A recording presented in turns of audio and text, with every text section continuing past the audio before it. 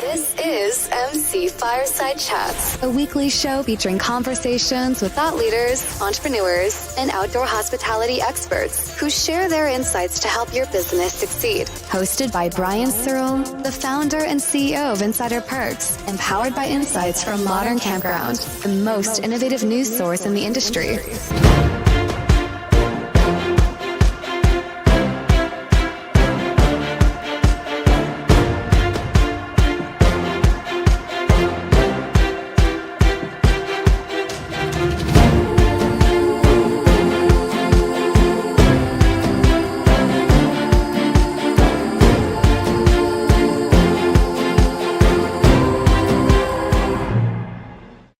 Welcome, everybody, to another episode of MC Fireside Chats. Hopefully you all can hear me. There's actually a lawnmower company behind me. The wind's going crazy, and I can barely hear you from my speaker that's busted in my laptop. But other than that, we're going to have a great show. So if you guys can't hear me, just kind of wave at me and tell me to shut up, and then maybe Zach can take over or something, and we'll have a great show. Anyway, but super excited to be here for our regular glamping episode. I think this is my first one in like 2 months. I was on vacation last time you guys got together, so I heard it was a great show. I heard everything went smoothly and wonderfully, and probably way better than had I not been on vacation. But super excited to welcome a couple special guests to the show. We got 2 Sarahs and a James here, Sarah Stahl, and we've got Sarah and James from Glawning, and they're going to introduce themselves in a minute here. And then actually I can't even say that like he just popped in, because for us backstage, you can't hear that lawnmower in the background. It's right behind me. Anyway, for those of you who popped up backstage before, we were discussing, like, Miguel Huerta just poofed in during the intro. So he's here from the Mexican Glamping Association. And then we have Zachary, Todd Wynne-Parry, and Alessandro. So you guys just want to go around the room and introduce yourselves briefly. Maybe we can start with our recurring guests and go from there. Nobody wants to start? Yeah, I'll sure. start. I will. Oh, Zach, go, please. I'm Zach. I'm a licensed architect with Clockwork out of Kansas City. I lead our outdoor hospitality studio, and we help people build glamping resorts around the country and around the world. Got our first couple of international projects under our belt this year. So awesome. Thank you for being here, Zach. Miguel, you want to go? Hello, everybody. I'm Miguel Huerta. I'm the president of the Mexican Glamping Association. And things are looking up. I think that now that the summer is all over the world, I can foresee that this will be the summer of glamping. So, pretty interesting. Awesome. Excited to have you here, Miguel. Todd. Hi, I'm Todd Wynne-Parry. I'm with Horwath HDL. I provide consulting services to the hotel and glamping industry, working with clients all over the United States and also the world. And happy to be here and chat about Fireside Chats today. Awesome. Thanks for being here, Todd. This is wonderful. I'm like barely, my speaker's broken, and I'm telling you, there's a lawnmower right behind me. It's crazy. Alessandro. Yes, I'm Alessandro. I'm part of a Italian-Dutch family business. We operate 8 glamping resorts at the moment, and we are almost ready to open number 9. So over the past years, we also did quite a lot of development of new locations, and bringing in a bit of, I would say, European market insights. Awesome. Thank you for being here, sir. Sarah Stahl. You want to go first?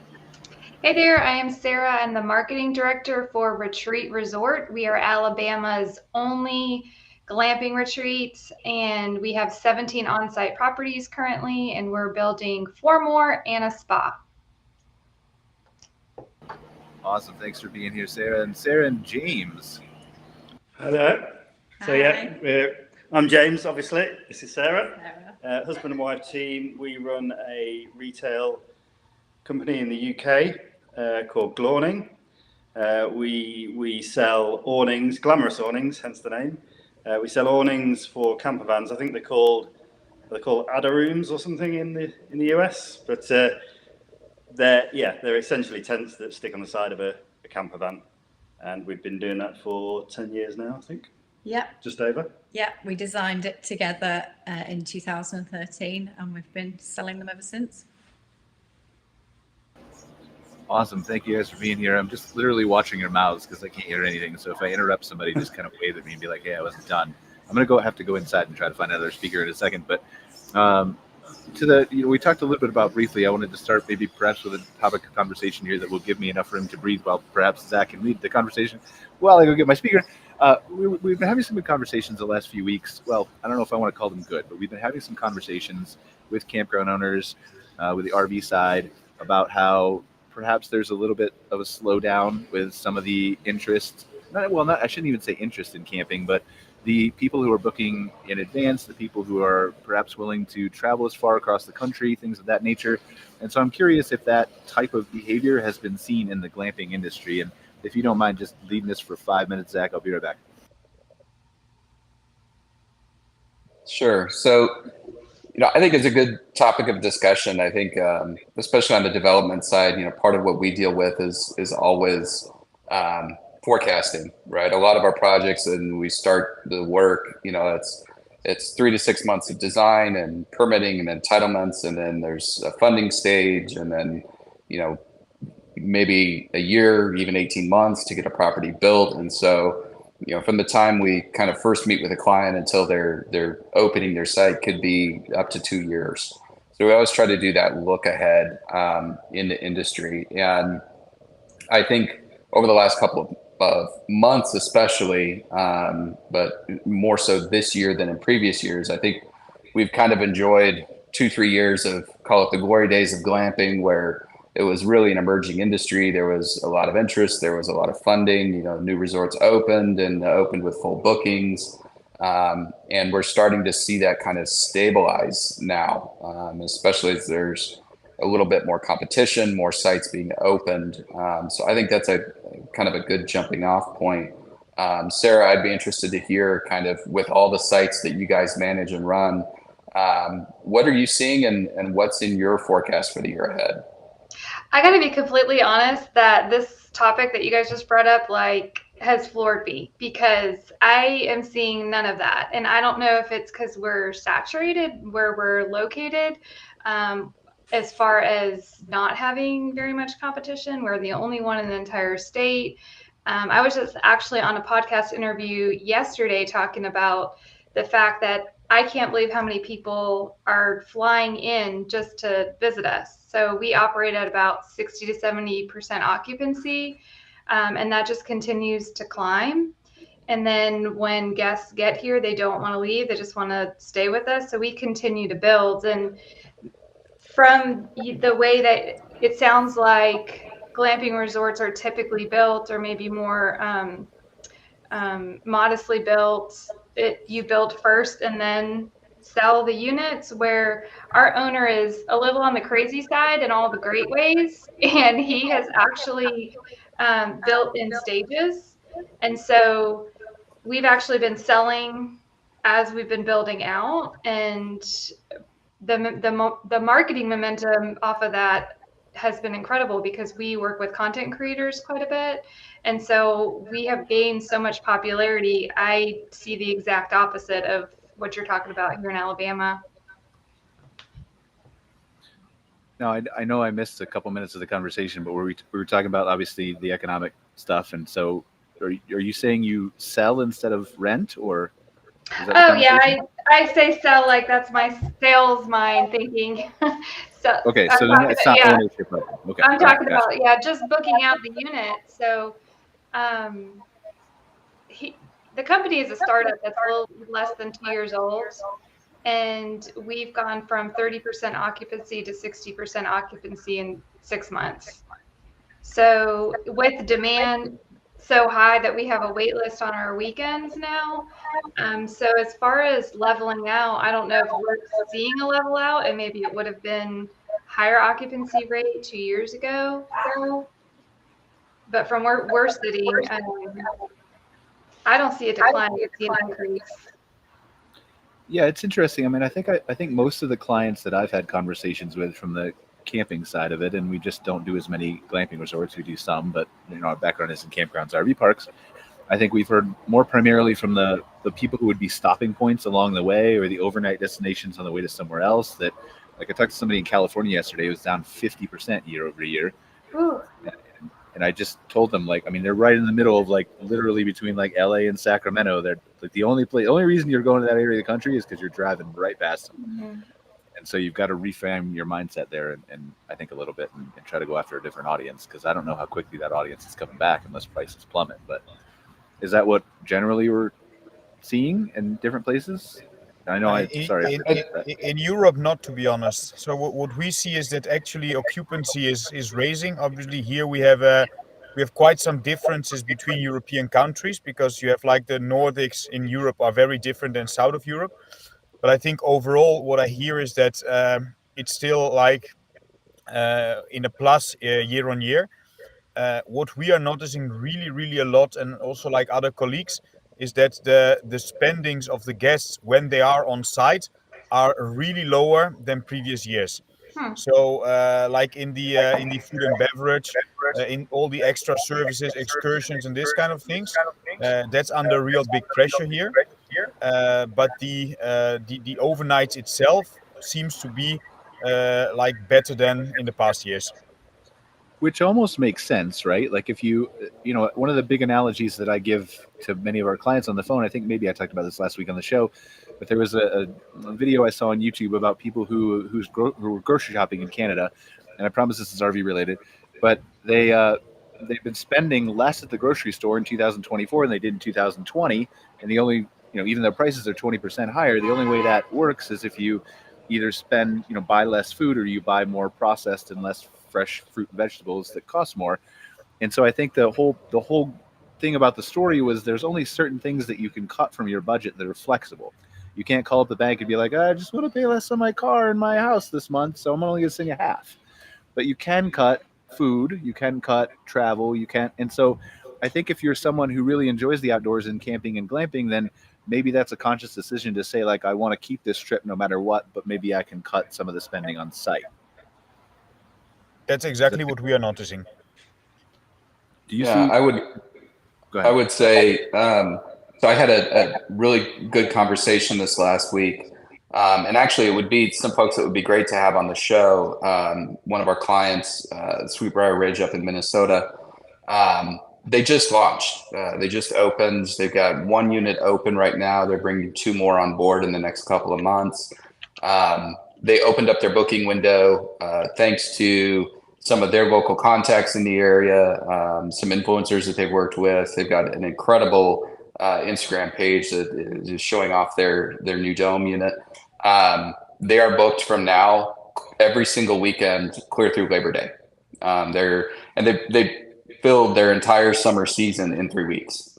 And it was funny because I called to see if there was a chance I could get up to visit them and see them. And he's like, yeah, sometime after Labor Day, maybe, because they're booked literally every day or every weekend and some entire weeks from now clear through Labor Day. And so for a startup, I know that they're one of the first in their area, in their region. So I'm glad to hear kind of what Sarah talked about. I think it depends on where you're at. But I think some of those markets that have become more saturated, we're seeing a bit of a plateau, or people are being more selective, or they're more price conscious at where they're gonna pick.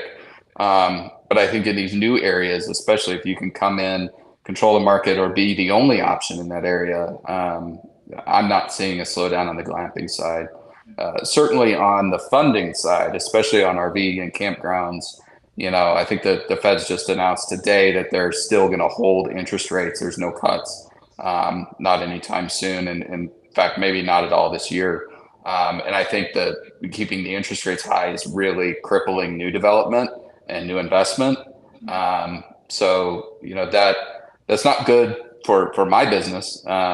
But I think it's certainly good for existing operators who are in the space, that it means it's going to be a while till there's a bunch more of investment on additional sites and properties in the space. And that's kind of, I think, what I wanted to hear, but what I expected to hear, because I think the barrier to filling a glamping resort that's 2 to 10 to 20 glamping tents or yurts or accommodations is much easier than a 400 site RV park, right? For example. So I'm glad to hear that. Is that the general consensus that I missed? And then we can move on to something that's happier. Well, that's happy. I'll add in on a little bit on that. The going from the general to the specific, and with accommodation. Most of my work has in the past been in hotels. I still do a little bit of that. The credit card debt is at a 40-year high. Last year, general tourism in the U.S. was down a little bit because some revenge travel coming off of 2022. So people are going overseas as opposed to here. I think this year, just as a general rule, people are pulling back a little bit, realizing that they spent a year, spending like they normally would do, but all the prices kind of went up. And so I think people are tightening their belt a little bit. That would be the general rule. But when you get into specifics, and getting to your point around, RV parks in California, I mean, California clearly has the highest gas prices in the country. At least as far as I know, it's I go back and forth there all the time. So it's at least $1 to $2 higher than even Oregon, which is still quite high. So that may be having an effect. And when you get into really, more smaller markets like Alabama, it sounds like you've got a big disparity between supply and demand. You're the only supply and there's tons of demand. That is a general rule that consists today in the glamping world. The demand is still very high, which is great. So if you're in a market that serves 2 to 4 to 6 million people and there's not many options, you should be winning. In getting back to California, I can tell you that the projection for wine country, which plays a lot off San Francisco and the Bay Area, but also inbound, is about 10 to 14% off right now, year on year, and projected to continue to be 10% down off of last year, which was a bad year compared to 2022 as well. For visits just to wineries you're talking about, or stays at wineries? I'm talking about resorts at the wineries. I don't really winery, but the wine country, I'm dealing with mainly, resorts and hotels there. They're all, both the pricing is going down, good time to visit. And the values of those assets are also going down as well. And I would echo to what Zach mentioned about interest rates and the funding environment right now. It's still really tough out there for funding, particularly from the equity side. That's for sure. But I do think along those same lines, glamping is somewhat of a unique industry. That when you look at that economic climate, when you look at what are people willing to spend and what are they willing to do, we're seeing the pullback from flying or going somewhere farther away. But typically when you look at glamping resorts or campgrounds, most of their customer base is going to be within a 3 to 4 hour drive. Mm-hmm. And so I think as economic conditions get tough, people look for what is something fun that we can do, because they still value the experience, right? And ultimately that's the business we're in, is delivering an experience. They want that experience, but instead of traveling to a national park and glamping, they're looking at, is there someplace nearby that's a day trip or a long weekend trip for us? And so I think it depends on the markets you're in. But I'm encouraged by that, because it seems to be one of those things where when other things go down, glamping kind of stays the same or even goes up. People that are looking for that little staycation that, hey, we can't take the big family trip out to, the Southwest, but we could spend 3 days, at a nearby glamping resort here. And so I think it's something that's actually kind of helping insulate the glamping industry from some of the downturn that we've seen in traditional hospitality. I think the other differentiating factor, I think, is business travel. That's something, and Todd can probably speak more to this with his kind of hotel background, but for years, business travel has been the backbone of the hotel industry. And that's kind of their bread and butter, right? That's the part that pays the bills. And then your travelers, your vacationers, that's kind of bonus on top. We've seen, and I've seen with several of my clients, an increase in business travelers staying at a glamping resort, saying, my company will pay for this. They don't care where I can stay. And they kind of discovered the Airbnb, in its heyday, and said, oh, for the same price, and it's so much more comfortable than a hotel room. And a lot of the clients we've worked with are seeing an increase in business travelers, people that are in town for 1 or 2 days with business meetings, but they're making the choice to, hey, I'm going to stay at this cool glamping resort instead of a hotel or instead of an Airbnb. Yeah, and I think just to clarify, like, I'm not at all worried about our industry, whether that's glamping or camping. I think there's always going to be, like you said, like you made very valid points. I think that in some cases, like we just used this RV park in California I was talking about as an example, I think you just are going to have to reframe perhaps based on what you were struggling or not struggling with. If you are struggling, to say like, okay, well, I'm going to go after locals. There's still people who want to camp. They're out there, but they maybe just don't know about me because I haven't marketed to them before. And so I think the health of our industry is fine. We just got to maybe have to, in some cases, case by case, reframe our thinking of who we want our ideal guest to be. Mm-hmm. Yeah, and I think what what Zach was saying, like in 2009, 2010, when in Europe there was quite a crisis going on, actually the open air industry, it quite benefited from it, because there were a lot of people like downgrading from more expensive resorts towards the open air industry. So I think the occupancies in this business were probably it was one of the best periods in time because of these people falling back from more expensive solutions. So I think that's not being at the very top of the price level gives the opportunity to service like a bigger target group. So I've got a question that kind of plays on that. I wanted to ask Sarah and James, because you guys are somewhat unique because you're in outdoor hospitality, but you're building a product for the outdoor open air hospitality. industry. We're gonna change that. It's the open air industry. I like that better.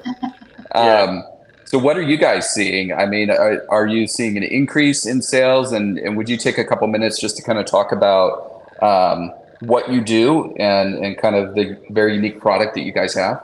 Yeah. Well, I'd say that our experience really reflects what you've been saying, in that people are looking for a cheaper alternative, but they don't necessarily want to go from a luxury holiday in Europe, for example, to suddenly slumming it on a campsite. So our product, the idea of it is to enable people to take that camping holiday and elevate it, if you like, and turn it into a do-it-yourself glamping holiday. So our product is it is an awning that goes on a camper van, but you can put a wood-burning stove in there. People like to dress it all up with lighting and all the rest of it, and turn it into a really homely glamping style experience. So we found that certainly as people have moved away from those foreign holidays, they've started to look at our product as an investment, because it's not the cheapest on the market, but it's an investment that should last them, but will also enable them to save a lot of money, where they'll otherwise be spending it going abroad, and have a very comfortable and glampy experience on the campsite. Have you got anything to add on that? Yeah, I mean, it's been a slower year for sales, hasn't it, of awnings?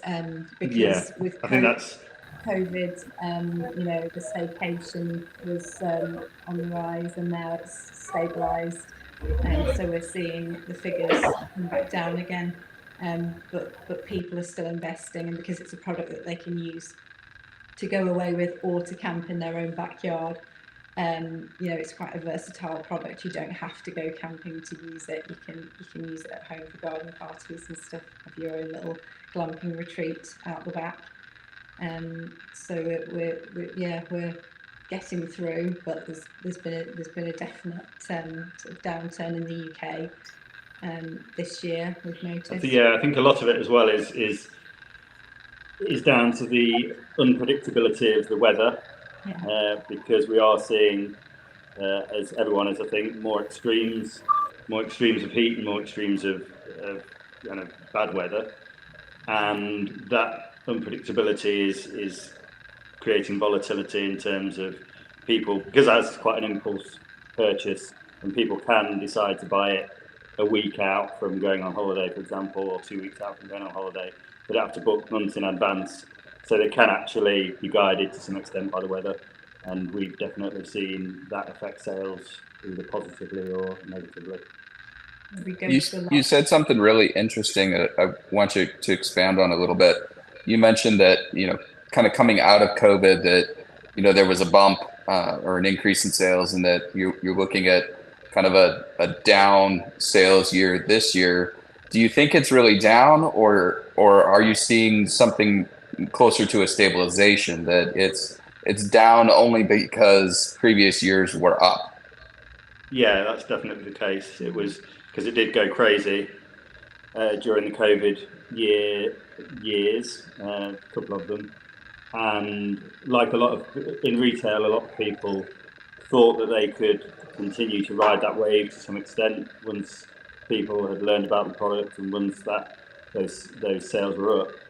A lot of retailers invested heavily in inventory. We did the same.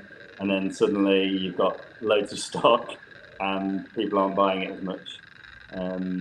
So yeah, we definitely found that. But yes, you're right. If you look at the figures, what we're seeing now is actually the same as what we were seeing pre-COVID. And what did you talk a little bit more about kind of what you've done from that boost? I mean, was that a chance to kind of innovate, expand your product line, add additional features? Like, you've been in business for 10 years now. So tell us a little bit about the evolution of the Glawning and kind of some of the new stuff that you guys have done. Yeah, a lot of it is about adding features and making the product more user-friendly, because what we're competing against is camping products that are usually sold or often sold on how convenient they are, how quick they are to put up, and people like that. People like something that's quick to put up and very convenient. With ours, because people are decking them out with lighting and soft furnishings and all sorts of things, that convenience factor isn't there so much. So we really have to go hard on the comfort side of things and try and sell it to people as something that if they spend a bit more time setting up, they're there for a week, spend a bit more time setting up, and you're going to have a much more enjoyable week than you would if you're sat in a nylon tent and it's lashing down with rain and all the rest of it. So that's what we tend to do. And what we've found now is that because the main product lasts for so long, it's quite difficult to get repeat sales unless you've got lots of add-on stuff. So we're now developing lots of things like innovative awnings that go on the awning. So kind of awnings that go out the front for more shelter, different types of wood-burning stoves for cooking on, for doing pizzas and things, and then furnishings and that kind of thing. So for us, it's more about creating more products that people are going to want to enhance that experience. And we have tweaked the product a lot since the early days when it was 100% cotton canvas and weighed a ton and came in like a big body bag type of thing, and now we've moved to polycotton, and it's got a zipped in ground sheet, and there's lots of different ways we've made it easier to care for and carry around over the years that we've had it, because we use it ourselves as well, of course, which is we kind of know the customer because we are the customer, so we've been using it ourselves and making changes as we go along to improve the product and think about what the customer pain points are, because we're having them too. Can you walk us through, for everybody who doesn't know in the audience, perhaps just talk us through Glampfest and Glawning? How did you guys get started? What was the idea behind it? What were you trying to change? So Glampfest, that's a different side to our business. That's a festival that we do. So Glawning itself came about because we had a camper van. We both had normal day jobs, if you like, professional type jobs, and we like to get away into the outdoors at the weekend. But what we found was, at the time, we actually had a vintage VW, so a lovely old vintage vehicle, and we had this kind of grey nylon monstrosity strapped to the side of it. Disgusting. And we thought it just doesn't look right for starters. But also it was very flappy. It was very cold when it was cold outside. It was very hot as soon as the sun came out. So we just thought there must be something better. And it turns out there wasn't what we were looking for. So I went and bought a bell tent and started hacking it apart in the garden. Thought he was mad. Yeah. And we got someone a local tent manufacturer to make a prototype that we tweaked.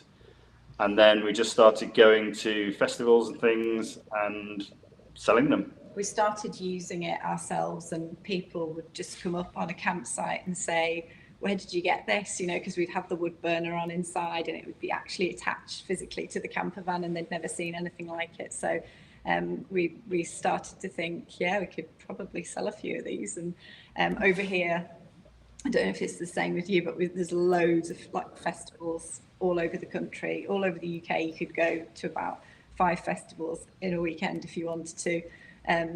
So we used to go along to all of those and with the product when it was fully formed and sell them and show them off. Yeah. We had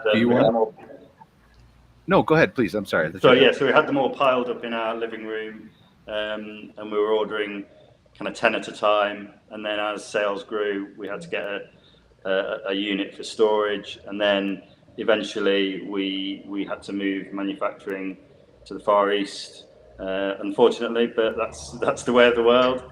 It's cheaper, and the quality was actually better as well, I'm ashamed to say. So that's what we did, and then it kind of grew and grew, and we gave up the day jobs, and here we are. And Glamfest is a festival that is an offshoot of that business. So a lot of our customers were asking us if there was a place that they could all get together, and we started this festival, which has grown and grown over the years, and there's loads of people now come with their glawnings. Yeah, we started with 100 of us in a little field, and we've just had the sixth one a couple of weeks ago, and there was 2,000 people there. So it's kind of just by word of mouth grown into a much bigger event, a bit of a beast. And yeah, gone from strength to strength really. So it's been good so far. Last question, and then I want to make sure we have time for Sarah Stahl, who is weird. I have to say people's full names on the show. Sarah Stahl, who's going to talk about Retreat. But last question, where do you guys see yourselves going in the next few years? Do you want to just continue to scale this? Do you feel like you're going to diversify more into the add-ons you're talking about? What's the vision here if everything falls the way you would love it to fall? Yeah, I think there are plans to scale at a modest rate. We're more into getting the product right and making sure that our customer service is right. So that's our focus, and we have got some ideas for some new products that we're releasing over the next year or so. Some that are about to be released this season, and then some in the pipeline for next season, including new designs of the actual main product, the main glawning product. So we'll see how they go. It's still just the two of us, so we've got to kind of. We like to keep it that way. Work together and try not to put. Lots of cool things were built with only the two of us, so. Yeah. We can't I'll tell you, too much. one of the things that I think is really cool about what you guys have done is that you focused on really the lifestyle and not the product. And hosting events like Glamfest and things, bringing those people together, it's building the lifestyle, which then creates the customer base for you that's doing that. But I think that's a good kind of lead into some questions for Sarah.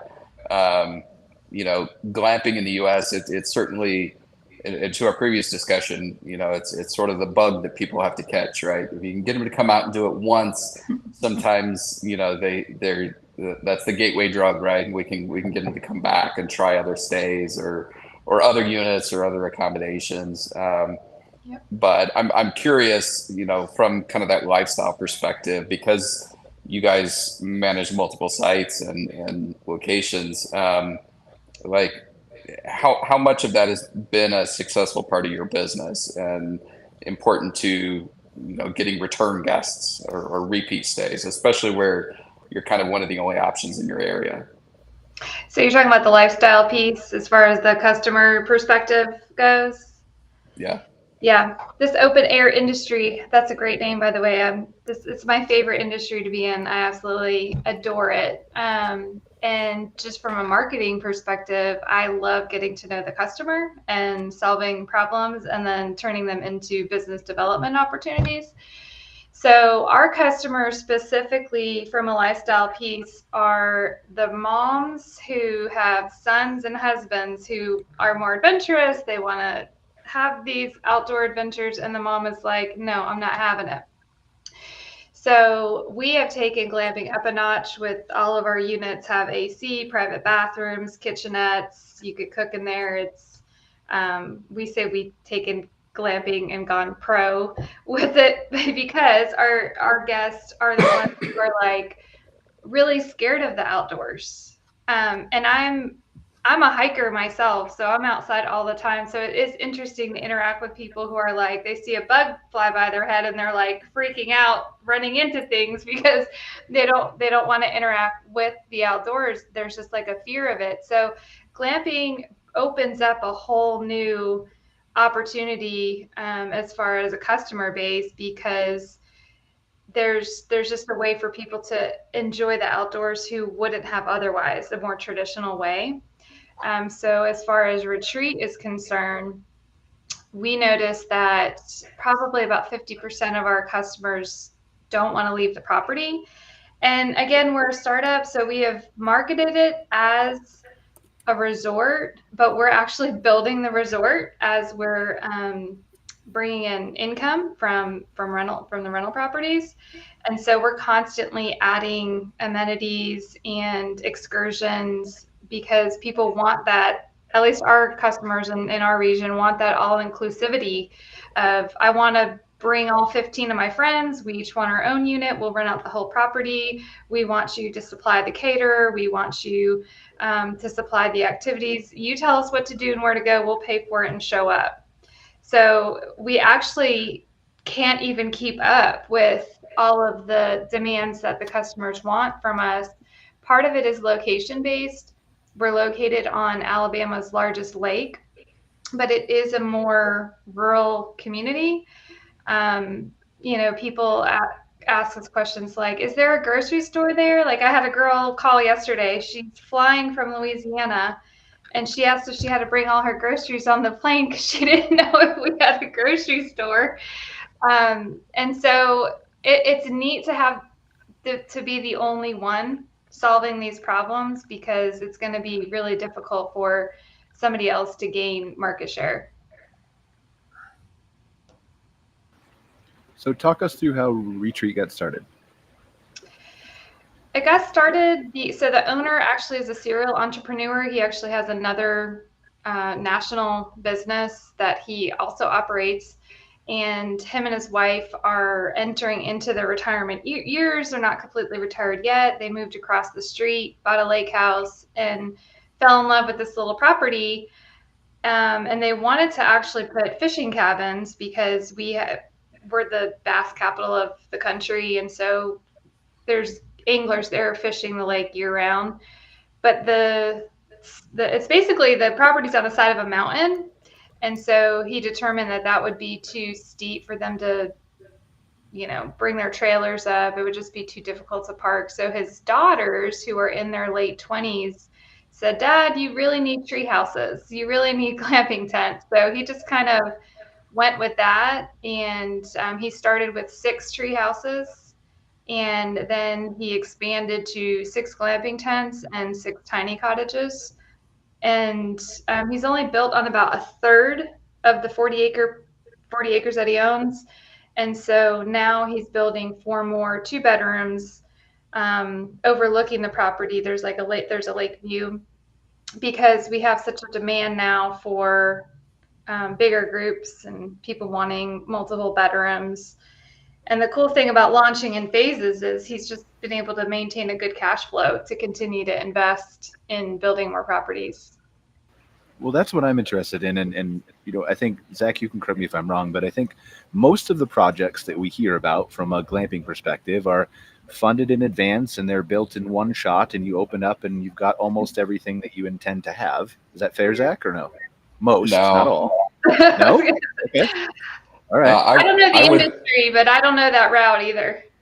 yeah, I would say almost every project we do, we design the property as a whole, and we definitely go through the entitlements and permits for everything that we want. But almost every project is phased. And again, I think it's one of those advantages of this industry that makes it a little bit more approachable. When you look at a lot of, really well-established operators now, they started with 5, 6, 8 tents, and then maybe upgraded to nicer units, after a couple of years, or just like Sarah described, going to more hard side units or larger units, multi-bedroom units. And part of that is being responsive to the industry and your growth. You start out, you do your homework, you get a really good, market analysis, feasibility study, work with some consultants on what you think the demand is in an area, but you never really know until you open. And so that phased approach, knowing like, hey, we tried this unit, it's booked 96% of the year. So let's build more like that one, right? The same with missteps. We've got a client outside of Atlanta that put a couple of vintage Airstreams on their property, kind of when that was the craze, and AutoCamp was launching, and everybody was really into that. And they looked, a year later and said, these are our lowest performing. They booked the least amount of time, and it's just not as comfortable or unique as some of our other options. And so in the last year, they sold both the Airstreams and converted them to luxury tent sites. And so I think that's one area where glamping tends to be a little more nimble, and give operators a chance to kind of see what works, test it out without a major investment in it. But Todd, do you want to weigh in on that piece of it at all with your background and experience with that? I want to hear from Todd, and I also want to say I think my ignorance will lead to a good question that maybe we can follow up on after Todd, and that's maybe talk us through a little bit. And this is a question to the whole group, right? How do you decide then your phases? Obviously, a lot of it is how much funding you have, but if you're coming at it from I have all the funding I need, how do you decide how slow do you go? Is it 2 cabins? Is it 6 cabins? Is it 10 cabins? Is it those kinds of things, right? But go ahead, Todd, please, first. Yeah, I mean, our approach is typically the same as well in terms of guiding whoever the visionary of the product is kind of go from the end and work backwards from there. And if you can do everything all in one fell swoop, then that's great.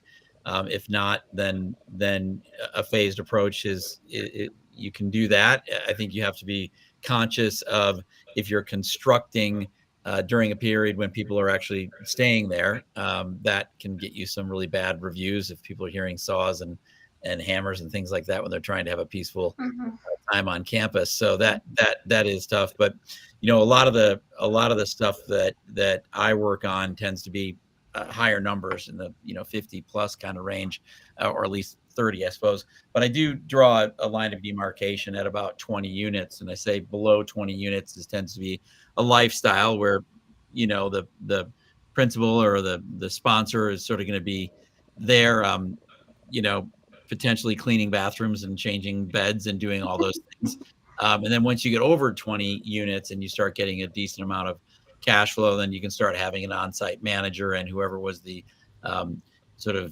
creator of the space might be able to take a step back and do another one somewhere, or look for the phase 2 or whatever. But it just kind of, up until, and this was the same when I was looking at bed and breakfast, and I was looking at motels, and there's just a line of demarcation at some point where it's your lifestyle and you're living and breathing it, and then it's actually a business.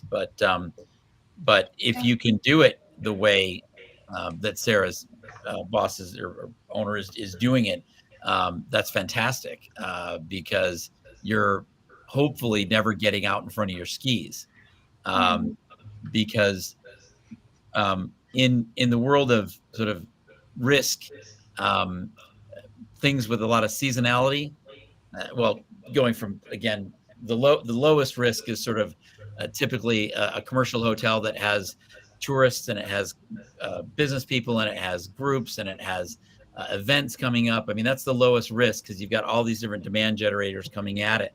And then you work your way through to resorts that are open year round, and then you have resorts that are open, seasonally, and then you have islands, and that's like the most risky thing.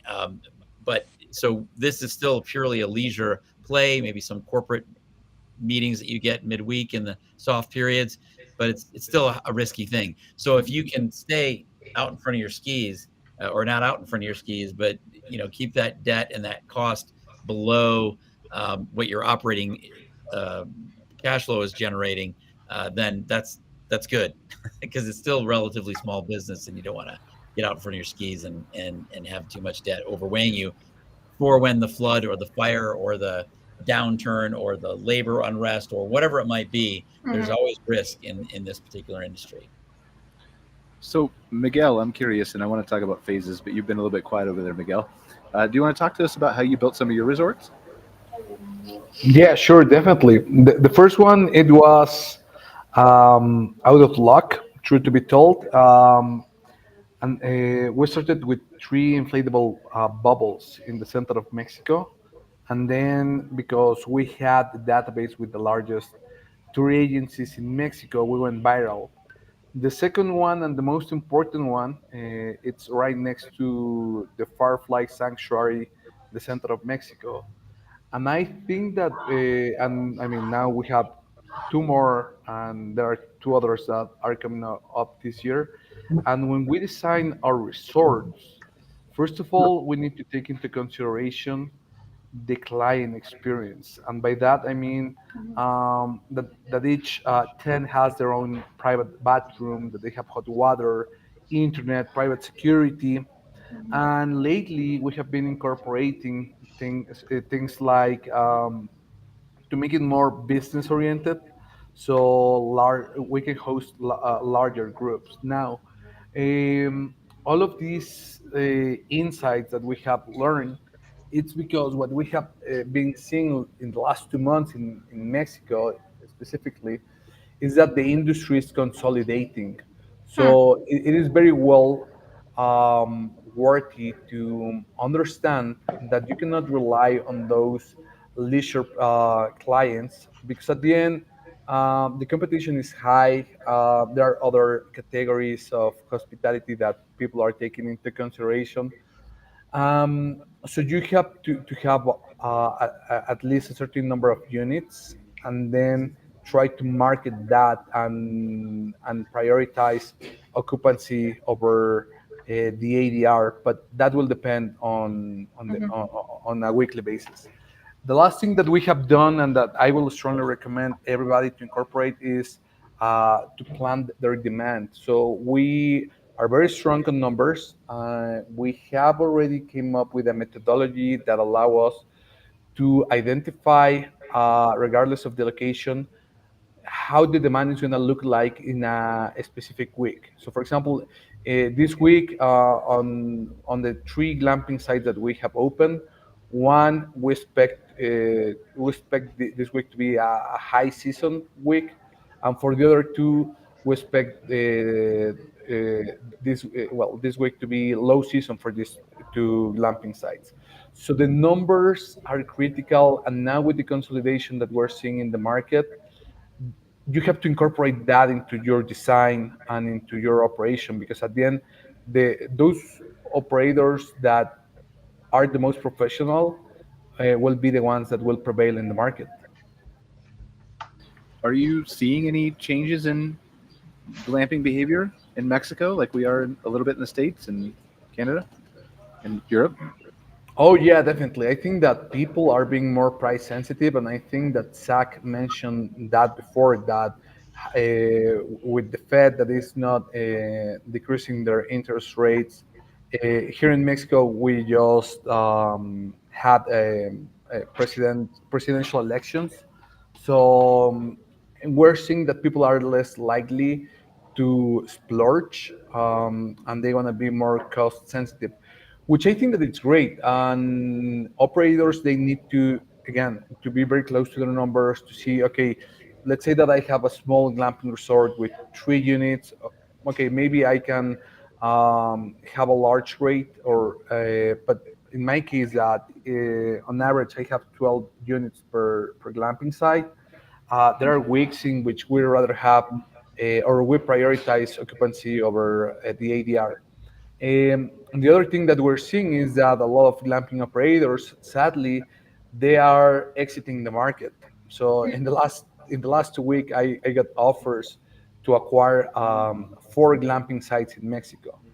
And I think that the industry will clean itself. I think that even though that is challenging, these are pretty interesting times.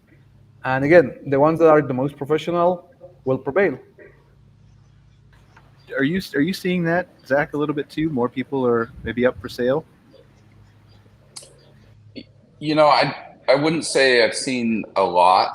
Um, we've we've had a couple of clients that, got to kind of the financing funding stage and decided that they needed to exit. And so, looking at basically a shovel-ready project, that they would rather sell to a potential investor who wants to come in and build it and do it. Um, I think we're starting to see not really consolidation yet. I think we're still a couple years out from that, but certainly we've seen some partnerships. The announcement with Hilton and AutoCamp. I think Marriott's getting ready to make an announcement sometime in the next couple of months.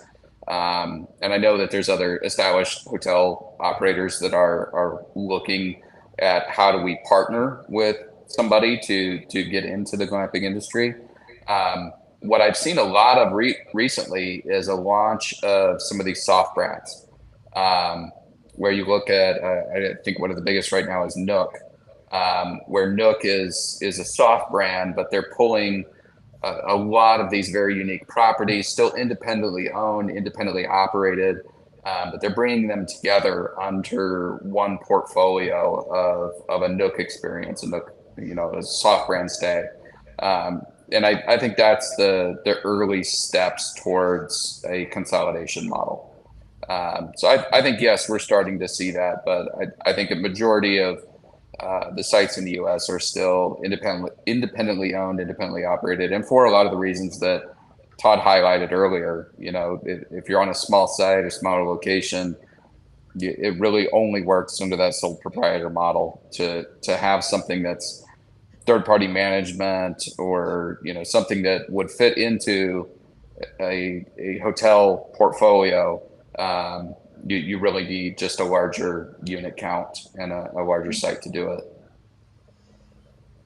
I'd like Is to there- echo something Miguel said, if that's okay.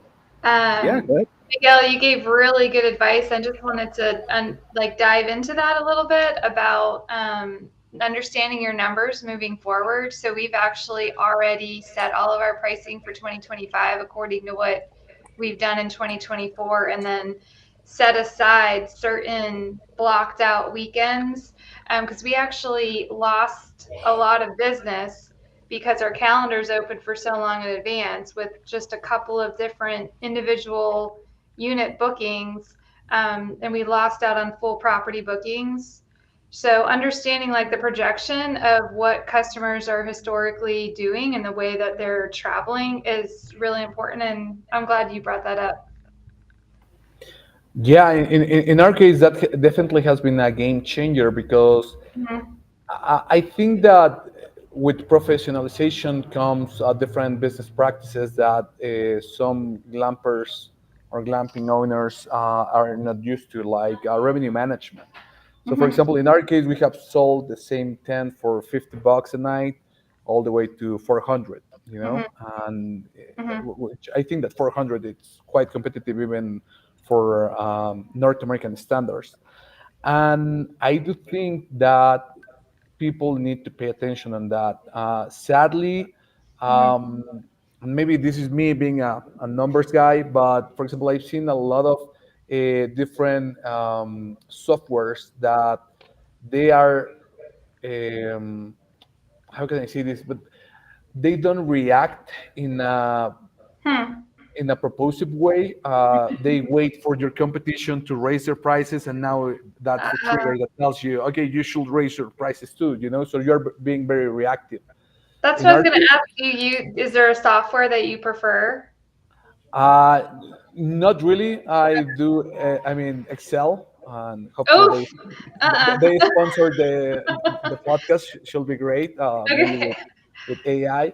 But my point is that we run the numbers ourselves, Okay. and that has been life changing, Okay. honestly. I think Interesting. also that, to be fair, I think there's less choice where Miguel is for software companies than there is in the United States, Sarah. I think that's an interesting topic, though, that I'd love to hear from everybody on. And sort of alluded to earlier, Sarah and James mentioned that their product, it's kind of sort of an impulse buy, right? Somebody sees it and they're like, okay, we're gonna buy one of these, we're gonna do it. And I know that is feedback that we've gotten industry wide as far as how far out are people booking a glamping stay. And I'm curious because we have a lot of established operators here. What are you seeing? Is that an impulse buy? Is it people looking to book for the next weekend or a couple days out, or are people booking a couple weeks or months in advance? Because to Miguel's point, I think for those larger group accommodations, and Sarah, you talked about groups as well, that becomes the challenge. Is how much do you open? So I'd be interested to hear kind of what all you guys are seeing as far as lead time for bookings. How far out are people going, and then how are you managing that? We go everywhere from like 12 months in advance until like 24 hours. But we definitely see, we divided our guests. It's something we did recently in some groups. We have one group that's really, when they check out, they tend to book at least to block the period for the same type of holiday of the upcoming year. So here you have some very popular holiday periods, especially in April, May. And really, we are already now at almost 90% occupancy for next year because all those people are like rebooking. Then you have like a very big group traditionally in Europe that's booking around Christmas for the summer holiday. And that's because in some type of jobs, you have to communicate your vacation at the beginning of the year. And the one who is like asking the days, the first gets like the best days. So people working in hospitals, this kind of jobs in Europe. And then actually, traditionally, nothing happens or not that much happens in March, April, and May. And then in June, July, we have a lot of last minute for arrival, July, August. So we have like this basically three big booking moments during the year. Hmm. And in Europe, it looked like a couple of years ago, the trend was going much more towards last minute. And actually, after COVID, we noticed that it's going back a little bit more to a traditional pattern like that we used to see 10 years ago. So more people booking in this December, January period and less people waiting for the last minute. For us, the majority of our bookings happen 3 to 6 months in advance for individual, and then we fill our gaps with last minutes. But for group bookings, we book a year in advance. Yeah, and we also see very clearly that the sales channel is very different because when we book in advance, it's mainly through our direct channels.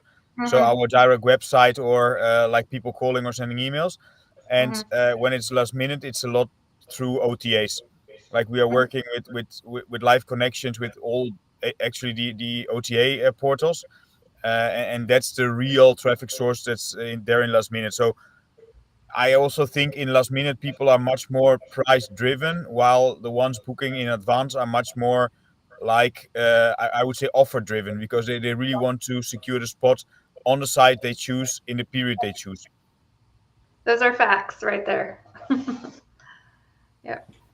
Yeah, but I think that now that we have a larger supply, what we're seeing is that the lead time between the booking and the check-in dates, it's getting shorter. So I mean that's part of the industry. I don't think that somebody should take a word for granted. What do I mean by this? I love about the glamping resort in Alabama looks quite appealing to me. And I'm pretty sure that because of their market conditions, their lead times are way different than, for example, in my case, that I have a glamping site in San Miguel Allende, and there Yeah, are internal and external factors that I think that it has to be considered on a base-to-base basis, on a I agree. case-to-case basis. Yeah. Our market is much different, and we're literally the only one within a two hour in the state, and then regionally 2 to 3 hour radius. Yeah. It's a good problem to have. Yep.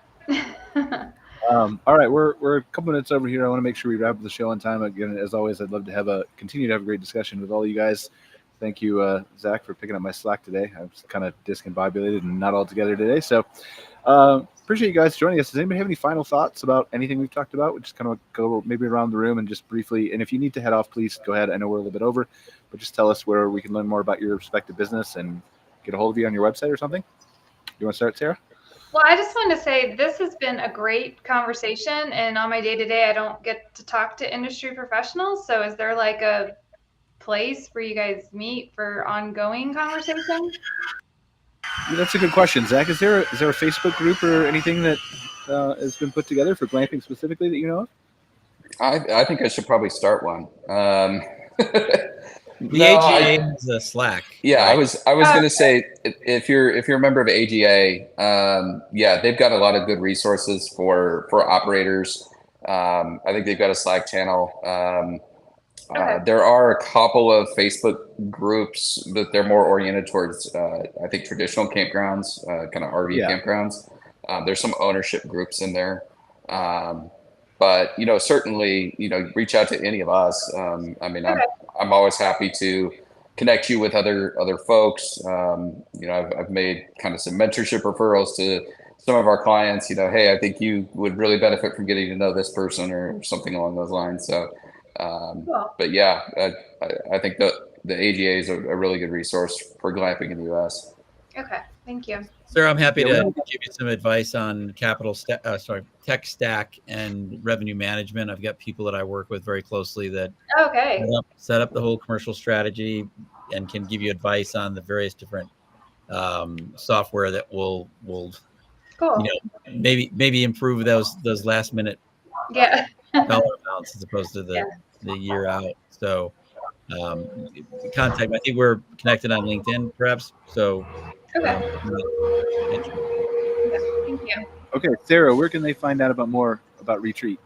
Super simple. Retreet.fun. That's RETREET. Thank you, Sarah. Appreciate you being here. Miguel, where can they find out more about either your resorts, give us both, or the Mexican Glamping Association? Yeah, sure. Well, our company is Nantli.travel, Nantli.travel. Or they can reach out to me over LinkedIn, Miguel Huerta. And of course, the Mexican Glamping Association, although everything is in Spanish, Asociación Mexicana de Glamping, but I'm pretty sure that we'll be around, or if not, LinkedIn is always a good idea. Great. Awesome. Thank you for being here again, Miguel. Sarah and James. Yeah, you can find us at glawning.com. Lots more information there. There we are. There's the product.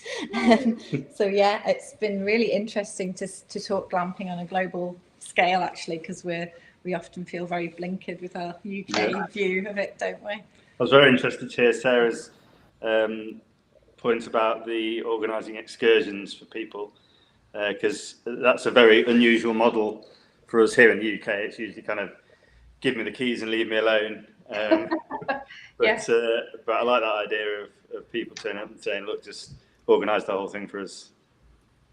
And when is the next Glamp Fest? Is there one? May 2025, 9th to the 11th of May 2025. Yeah. So we just missed it. Okay. All right. You just missed it, unfortunately. Alessandro. Yeah. So more information about us, it's on vacanzecolcuore.com, which is impossible to spell, but I think easiest way is just look me up on LinkedIn and then you will find the links. Okay. Perfect. Thank you for being here again, Alessandro. Todd. Yeah, I'm at HorwathHTL.com. Also on LinkedIn and Facebook and Instagram under those names. Anytime, give me a call. Awesome. Last but not least, Zachary. You can get me at my email address is zach@clockwork-ad.com. Our website is clockwork-ad.com. And I'm on LinkedIn, Facebook, Insta, all the channels.